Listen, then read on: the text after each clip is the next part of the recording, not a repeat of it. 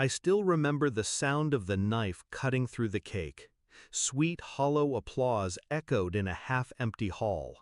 My wife's hand was warm in mine, but my eyes kept darting to the rows of vacant chairs. Chairs meant for my family. Not one of them came. Not my parents, not my cousins, not even my best friend. They were all at my sister's engagement party across town. The bigger event, the more important celebration. I pretended to smile. I pretended it didn't matter. But when the phone in my pocket buzzed and lit up with 36 missed calls from my mother and one message, "We need to talk, now," the air in my lungs froze. They had abandoned me on the biggest day of my life, and still they wanted something from me. That was the moment I decided. I would give them what they deserved. I grew up believing family was sacred. My sister, Layla, could do no wrong. She was the favorite. Golden hair, golden grades, golden fiancé. Me? I was the shadow child. Tolerated, not celebrated. Still, I thought I had carved my own path. I built my business from nothing, found love in a woman who actually saw me, and planned a wedding that was supposed to be mine. But blood, I learned, is not always family.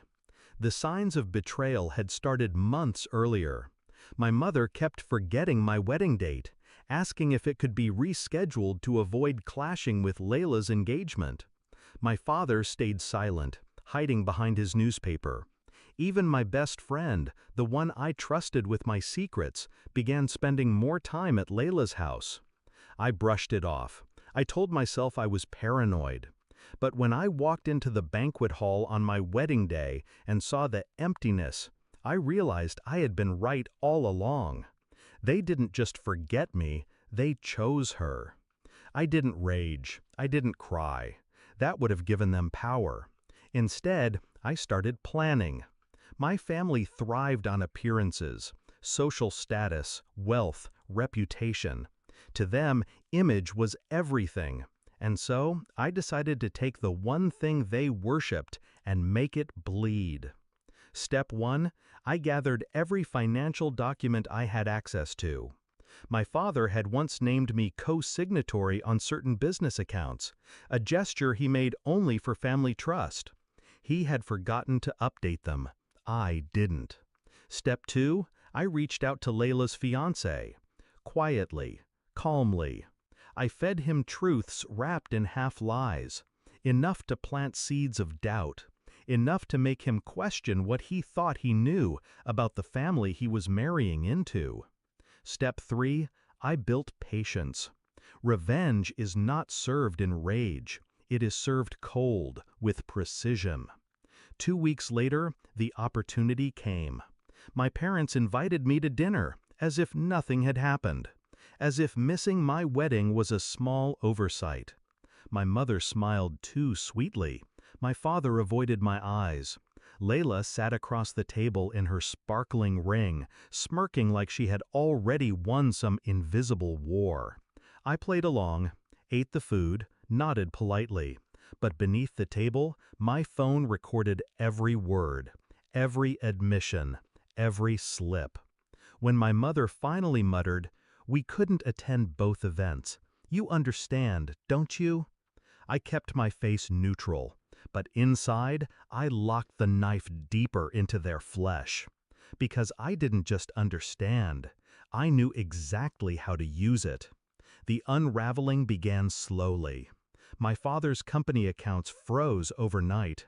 His investors pulled out one by one after receiving anonymous leaks of his mishandled funds. My mother's charity gala was canceled after sponsors mysteriously discovered where the donations had really been going. And Layla? Her perfect engagement shattered when her fiancé received a folder of photographs. My sister, my best friend, the two of them tangled together in the secrecy they thought was invisible. It was never invisible. I had been watching. I had proof. The night he confronted her, I sat in my car across the street, headlights off, listening to her screams through the open window. He stormed out, ring in hand, and drove away. She collapsed to the floor, sobbing. That was my toast, my champagne, my wedding gift returned. The climax came when they finally realized who was pulling the strings. They showed up at my door, mother pale, father shaking, Layla broken. My father demanded answers. My mother begged for mercy. Layla just stared, her eyes red and hollow. I let them in. I let them sit.